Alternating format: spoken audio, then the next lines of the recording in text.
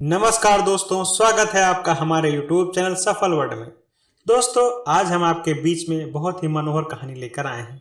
सो बने रहिए हमारे साथ वीडियो के आखिर तक।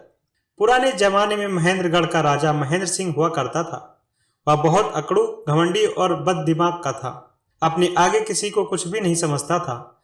अपनी खिलाफत करने वाले को कड़े से कड़ा दंड देता था और हाँ, कुछ कुछ सनकी भी था। तो एक दिन उसे यह सनक समाई कि जरा अपने परिवार के लोगों से भी तो यह जाना जाए कि सब लोग उसके बारे में क्या विचार रखते हैं। उसके परिवार में उसकी पत्नी तिलोत्तमा और 7 अल्पवयस्क बेटियां थीं। सबसे पहले राजा अपनी पत्नी तिलोत्तमा के पास गया और पूछा, प्रियेश्वरी, हम वर्षों से साथ रह रहे हैं। तुमने जब जो चाहा मैंने दिया। जरा बताओ, तुम्हें यह सारा सुख ऐश्वर्य किसके भाग से उपलब्ध है? तिलोत्तमा अपने पति की गोद में लेट गई और बोली, आपके भाग्य से। आप न होती तो क्या मैं यह सब भोग पाती? मेरे तो भाग्य भी आप हो और भगवान भी। राजा महेंद्र सिंह ने रानी को अपने सीने से लगा लिया और बोला, तुम सही कह रही हो। तुम दुनिया की सबसे अक्लमंद औरत हो। इसके बाद राजा ने अपनी बेटियों को बारी बारी से बुलवाया और यही सवाल किया। बड़ी 6 राजकुमारियों ने तो बिल्कुल वैसा ही जवाब दिया जैसा महेंद्र सिंह चाहता था। लेकिन सबसे छोटी राजकुमारी फूल कुमारी ने कहा, पिताजी, सबका भाग रचने वाला भगवान है। उसी ने मेरे भाग्य में यह सुख लिखा है और उसी के लिखे से मैंने आपके पुत्री के रूप में जन्म लिया और मुझे मेरे भाग्य से यह सारा सुख उपलब्ध हुआ है। फूल कुमारी की इस जवाब से सनकी राजा एकदम सनक गया। फिर भी अपने गुस्से पर काबू रखते हुए बड़े प्यार से बोला, मेरी छोटी सी प्यारी सी गुड़िया, लगता है तू मेरी बात ठीक से समझ नहीं पाई। मैं यह पूछ रहा हूं कि मेरे घर में, मेरे राजमहल में तू जो रोटी खाती है किसके भाग्य से खाती है? कौन खिलाता है तुझे रोटी और पकवान? मेरा भाग्य खिलाता है पिताजी, जिसने मुझे आपकी पुत्री के रूप में जन्म दिया। इस दुनिया में सब अपने अपने भाग्य की रोटी खाते हैं, मैं भी अपने भाग्य की रोटी खाती हूँ। अब तो राजा महेंद्र सिंह का धैर्य जवाब दे गया। वह भड़क उठा और कड़क कर बोला, क्या कहा? यह सारा सुख जो मैं तुम्हें दे रहा हूँ तुझे तेरे भाग्य से उपलब्ध है? मूर्ख, तू मेरी अनुकंपा को अपना भाग्य बताती है। निकल जा मेरे घर से, मैं तेरी शक्ल भी नहीं देखना चाहता। फूल कुमारी पिता के पैर पकड़कर रोने लगी। पिताजी, यह आप क्या कर रहे हैं?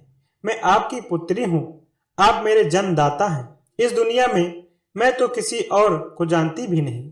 आप मुझे दुत्कार देंगे तो मैं कहाँ जाऊंगी? आप इतना कठोर मत बनिए पिताजी, मुझे मेरे घर से मत निकालिए।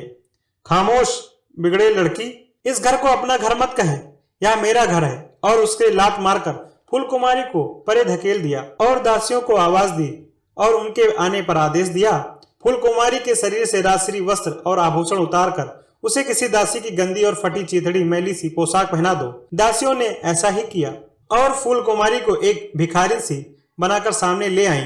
राजा के आदेश पर फूल कुमारी के खूबसूरत चेहरे पर काली भी पोत दी गई। फिर राजा महेंद्र सिंह ने फूल कुमारी से पूछा, अब भी सोच ले और हमें यह सही सही जवाब दे दे कि किसके भाग से तू यह राजसी सुख भोग रही है? किसके भाग से तू माल पकवान और रोटियां खाती है? आपको खुश करने के लिए मैं झूठ भी बोल दूं। पिताजी, मुझे जो कुछ भी मिला है आपके भाग से मिला है, आपसे मिला है, लेकिन मेरे झूठ बोलने से झूठ सच नहीं हो जाएगा। फूल कुमारी की इस निर्भीकता ने महेंद्र सिंह को आग बबूला कर दिया और उसने दहाड़ कर बाहर पहरे पर तैनात सैनिकों को आवाज दी। तुरंत ही कई सैनिक दौड़े आए और राजा को अभिवादन कर सिर को झुकाकर खड़े हो गए। तो महेंद्र सिंह ने कहा, राजकुमारी फूल कुमारी को जल्दी से जल्दी किसी तेज रफ्तार रथ द्वारा हमारे राज से मीलों दूर किसी दूसरे राज के जंगल में छोड़ आओ, जहां से यह कभी चाह कर भी वापस ना लौट सके। बहुत घमंड है इसे अपने भाग्य पर, तो आज से यह दूर राज्यों के जंगल में भटक कर भूखी मर जाएगी। फूल कुमारी रोती रही, मगर राजा महेंद्र सिंह नहीं पसीजा। राजाज्ञा टालने की हिम्मत किसी सैनिक में भी नहीं थी। सैनिक फूल कुमारी को घसीटते हुए ले गए और उसे बहुत दूर किसी राज की सीमा से सटे जंगल में छोड़कर वापस लौट आए। अपनी सनक में ऐंठे सनकी राजा महेंद्र सिंह का जीवन फिर से पहले की तरह चलने लगा। लेकिन उधर राजकुमारी फूल कुमारी के साथ क्या बीती? फूल कुमारी भूखी प्यासी भटकती भटकती एक ऐसे विशाल मार्ग पर पहुंची जहां एक बेहद विशाल और शक्तिशाली राज्य विजयगढ़ का नगर सेठ धर्म सिंह विदेशों में व्यापार करके अपने दल बल काफिले के साथ 5 वर्ष बाद वापस विजयगढ़ लौट रहा था। धर्म सिंह बहुत प्रसन्न था कि आज 5 वर्ष बाद वह अपनी पत्नी और एक मात्र पुत्री से मिलेगा। अचानक धर्म सिंह के विशाल रथ के आगे आकर फूल कुमारी बेहोश होकर गिर पड़ी।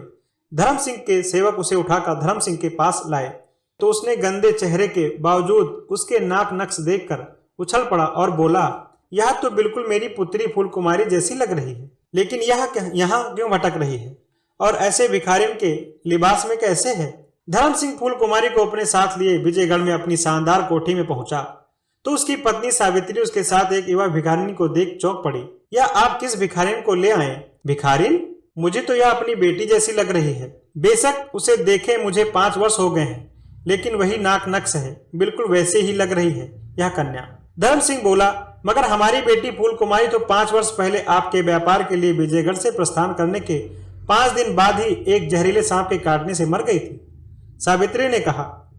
अपनी पुत्री की अकाल मृत्यु के समाचार से सेठ धर्म सिंह दुखी तो बहुत हुआ, लेकिन यह भी जबरदस्त संयोग और विधि का चमत्कार ही था कि उसकी पुत्री का नाम फूल कुमारी था और कुछ कुछ शक्ल भी राजकुमारी फूल कुमारी जैसी ही थी।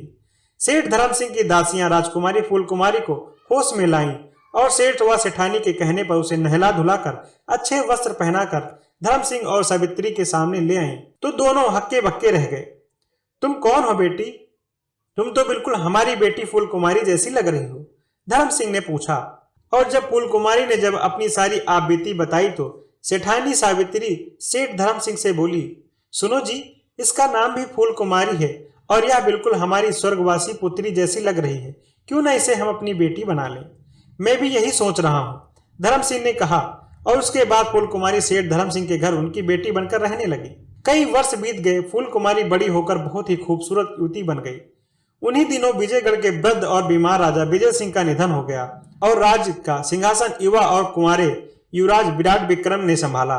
विराट विक्रम बहुत ही महत्वाकांक्षी था। उसने अपने राज्य के विस्तार के लिए आसपास के सभी राज्यों को आक्रमण करके जीत लिया और उन राज्यों के राजाओं को, उनके परिवारों को कारागार में डाल दिया।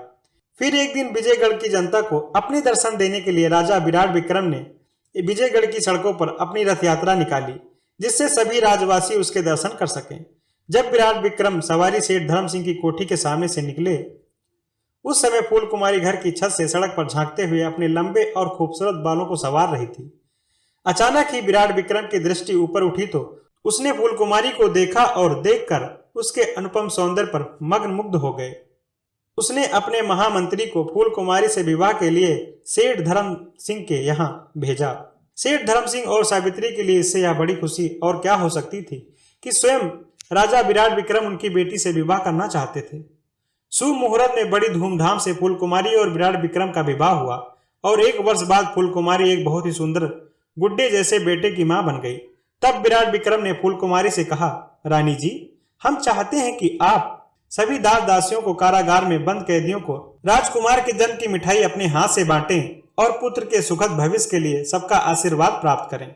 जब फूल कुमारी मिठाई बांटने के लिए कारागार में गई तो वहां अपने माता पिता और बहनों को देख हतप्रद हो गई। राजा महेंद्र सिंह, रानी तिलोत्तमा और फूल कुमारी की बहनों ने उसे नहीं पहचाना, लेकिन वह सबको पहचान गई। किंतु उसने अपने परिवार के सामने यह नहीं कहा कि वह वही फूल कुमारी है जिसे पिता ने दुत्कार दिया था, घर से बाहर निकाल दिया था।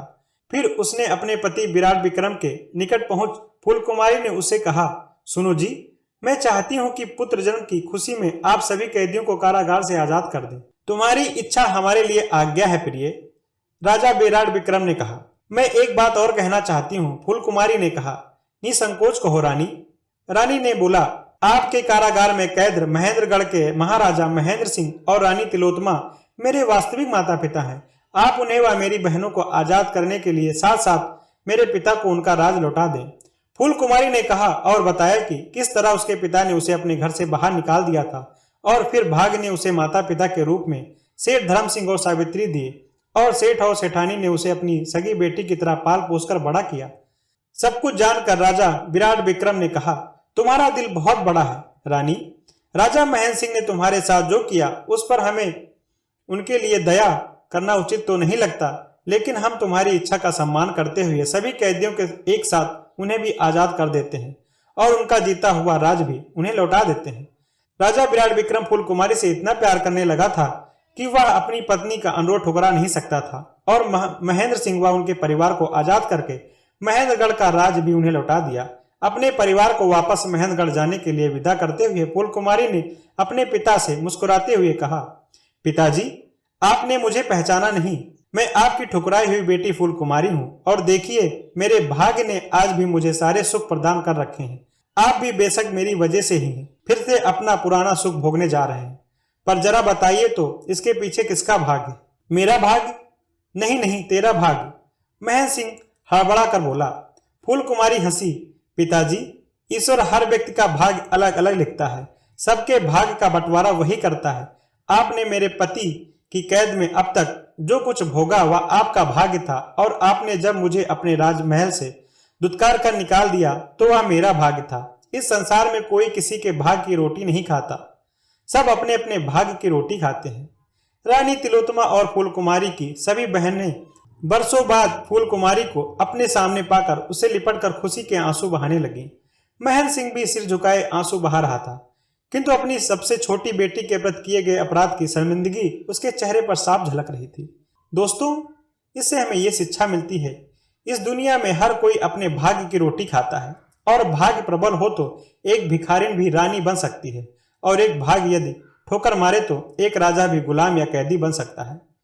दोस्तों, अगर ये रोचक कहानी आपको अच्छी लगी हो तो प्लीज़ हमें कमेंट सेक्शन में ज़रूर बताएं, और यदि हमारे चैनल पर नए हैं तो इसे सब्सक्राइब करना बिल्कुल भी मत भूलें। बहुत बहुत धन्यवाद।